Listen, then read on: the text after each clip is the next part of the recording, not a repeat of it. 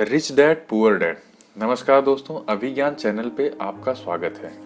दोस्तों, आज जिस किताब के बारे में मैं बात करने वाला हूँ, इस किताब में बताया गया है कि अमीर लोग ऐसा क्या करते हैं कि वो और भी ज़्यादा अमीर बनते जाते हैं और गरीब लोग ऐसा क्या करते हैं कि वो और भी ज़्यादा गरीब रह जाते हैं। दोस्तों, आज से ही आपका पैसे के बारे में नज़रिया बदल जाएगा और आप एक नए नज़रिए से सोचने लग जाएंगे। दोस्तों, इस किताब से आप सीखेंगे कि हमें पैसे के लिए काम नहीं करना चाहिए, बल्कि पैसों से अपने काम करवाने चाहिए। दोस्तों, रिच डैड पुअर डैड किताब को रॉबर्ट कियोसाकी जी ने लिखा हुआ है और रिच डैड पुअर डैड किताब एक मोटिवेशनल, फाइनेंशियल, सेल्फ हेल्प और लाइफ चेंजिंग बुक है। यह किताब अब तक की सबसे बेस्ट सेलिंग बुक में से एक, रिच डैड पुअर डैड, पैसों के अहमियत को बताती है। तो चलिए शुरू करते हैं। दोस्तों, सबसे पहले हम समझेंगे कि इस किताब का नाम rich dad poor dad he क्यों रखा गया। दोस्तों, यह बुक रॉबर्ट कियोसाकी के पर्सनल अनुभव पर आधारित है। लेखक के पिता बहुत पढ़े लिखे थे और कड़ी मेहनत करते थे और ज्यादा सैलरी वाली नौकरी भी करते थे, लेकिन फिर भी वे तंगी की हालत में ही रहते थे। उनकी पूरी कमाई घर के खर्चे और लोन को चुकाने में ही चली जाती थी। जब रॉबर्ट अपने पिता से किसी चीज की मांग करते थे, तब पिता से हर बार यह जवाब सुनने को मिलता था कि पैसे क्या कोई पेड़ पे उगते हैं। वहीं जब लेखक ने अपने करीबी दोस्त माइक के पिता को देखा, तब उन्होंने देखा कि दोस्त के पिता अमीर थे और उनका एक बड़ा बिजनेस था, लेकिन उनके पास किसी कॉलेज की डिग्री नहीं थी। फिर भी वे आर्थिक रूप से संपन्न थे। क्योंकि दोस्तों, इसका कारण था लेखक के पिता की पैसों के बारे में घिसी पिटी विचारधारा। जबकि लेखक के पिता एक अमीर मानसिकता की सोच वाले इंसान थे। उनकी पैसों के बारे में सोच बहुत अलग थी, जिसके कारण वे शहर के सबसे अमीर लोगों में से एक थे। लेखक ने इस बात को गहराई से समझा और उन्होंने अपने रिच डैड यानी दोस्त के पिता की फाइनेंशियल एडवाइस को फॉलो करना शुरू किया। दोस्तों, यह रिच डैड पुअर डैड किताब आपको यह बताती है कि अमीर लोग अपने बच्चों को ऐसा क्या सिखाते हैं जो गरीब लोग और मिडिल क्लास वाले लोग अपने बच्चों को नहीं सिखा पाते। रिच डैड पुअर डैड किताब पेरेंट्स के लिए भी है, क्योंकि पेरेंट्स ही बच्चों के सबसे पहले गुरु होते हैं। दोस्तों, यह किताब रॉबर्ट कियोसाकी के अनुभव के ऊपर आधारित है।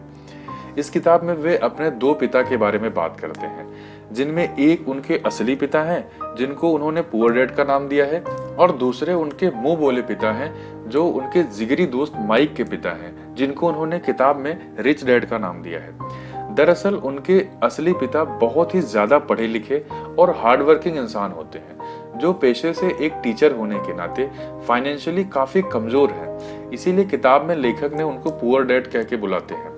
वहीं उनके मुंह बोले पिता 8वीं पास हैं, लेकिन फाइनेंशियली काफी स्ट्रांग होने की वजह से वे शहर के सबसे अमीर आदमी में से एक होते हैं। इसीलिए रॉबर्ट कियोसाकी जी उनको किताब में रिच डैड कहकर बुलाते हैं।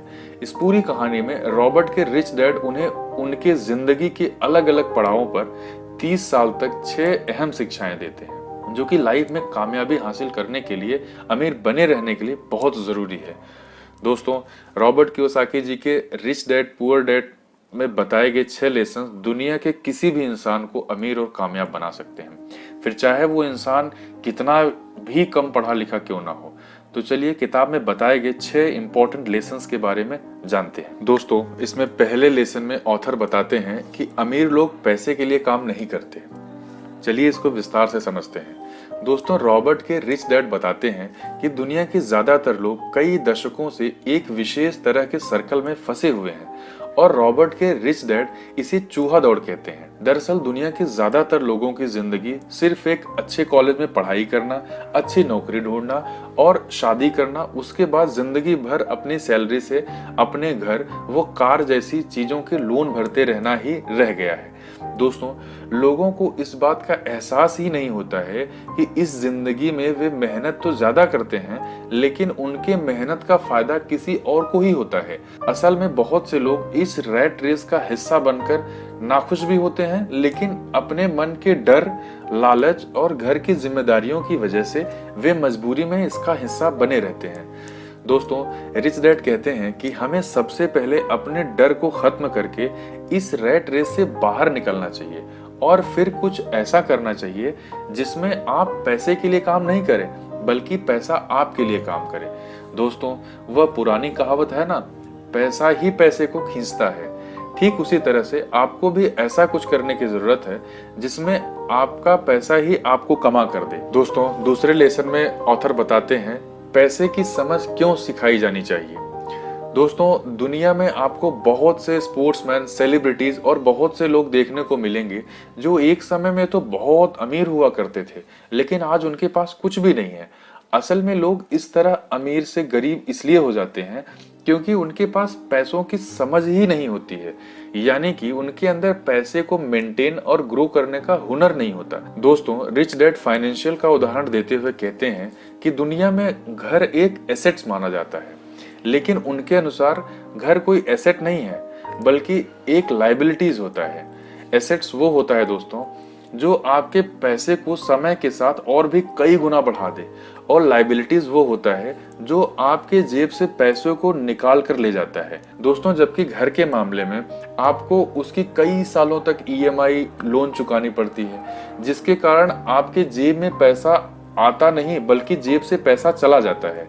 रिच डैड उन चीजों को एसेट्स मानते हैं जो आपको घर बैठ कर पैसा कमा कर देती है, और वे कहते हैं कि अमीर बनने के लिए सिर्फ पैसा कमाना जरूरी नहीं है बल्कि कमाए हुए पैसे को कैसे ग्रो और मेंटेन किया जाए यह सबसे ज्यादा महत्वपूर्ण है। दोस्तों, तीसरे लेसन में ऑथर बताते हैं कि अपने काम से काम रखो। दोस्तों, दुनिया में जब किसी व्यक्ति को उसके पसंदीदा जॉब मिलती है तो वह पूरी जिंदगी भर उसी जॉब को करने का मन बना लेता है और बिना कुछ सोचे समझे पूरी जिंदगी उसी जॉब को करने में बिता देता है। रॉबर्ट के रिच डैड कहते हैं दुनिया का कोई भी व्यक्ति चाहे तो अपने जॉब के साथ ही कोई दूसरा और भी काम कर सकता है और बिना अपने जॉब छोड़े नए बिजनेस एम्पायर का राजा बन सकता है। दोस्तों, अब आप इस बात को समझने के लिए दुनिया की सबसे बड़ी फास्ट फूड कंपनी मैकडोनल्ड के फाउंडर रे क्रॉक का उदाहरण लेते हैं। अगर हम में से किसी से भी यह प्रश्न पूछा जाए कि रे क्रॉक किस बिजनेस से पैसा कमाते हैं तो हम सभी का जवाब होगा कि वो अपने फास्ट फूड बिजनेस से पैसा कमाते हैं। दोस्तों, असल में रे क्रॉक जी का मुख्य व्यवसाय मैकडोनल्ड का नहीं है बल्कि रियल एस्टेट का है और वो रियल एस्टेट से ही ज्यादा पैसा कमाते हैं। मैकडोनल्ड के बिजनेस को बड़ा करते करते वे आज दुनिया के अंदर सबसे बड़े रियल एस्टेट के ओनर बन चुके हैं, यानी कि फास्ट फूड का बिजनेस करते करते ही उन्होंने अपने रियल एस्टेट का एक ऐसा साम्राज्य खड़ा कर दिया है जो आज उन्हें सच में अमीर बनाता है। इसी तरह से आम आदमी भी एक एसेट्स और सोर्स ऑफ इनकम को क्रिएट कर सकता है जो उसे पैसे कमा कर दे। इसके लिए लेखक के द्वारा कुछ उदाहरण दिए हुए हैं, जैसे खुद का बिजनेस शुरू करना, म्यूचुअल फंड या स्टॉक में इन्वेस्ट करना और रियल एस्टेट में इन्वेस्ट करना और मुनाफा देने वाली प्रॉपर्टीज को खरीदना शामिल है। दोस्तों, इनमें से कोई भी एक तरीकों को अपनाकर आप अपने लिए नए सोर्स ऑफ इनकम बना सकते हैं। यहाँ तक कि रिच डैड तो हर व्यक्ति को ऐसा करने का सजेशन देते हैं क्योंकि ऐसा करने पर ही कोई व्यक्ति रिच और कामयाब बन सकता है। दोस्तों, चौथे लेसन में ऑथर बताते हैं कि टैक्स का इतिहास और कॉर्पोरेशन की ताकत। दोस्तों, इस लेसन में रिच डैड टैक्स का इतिहास बताकर यह कहते हैं कि टैक्स असल में अमीर और गरीब के बीच में फर्क को खत्म करने के लिए बनाया गया एक सिस्टम था, यानी कि शुरुआत में सिर्फ अमीर लोगों के ऊपर ही टैक्स लगता था और टैक्स के उन पैसों से गरीबों की सुविधाओं पर खर्च किया जाता था।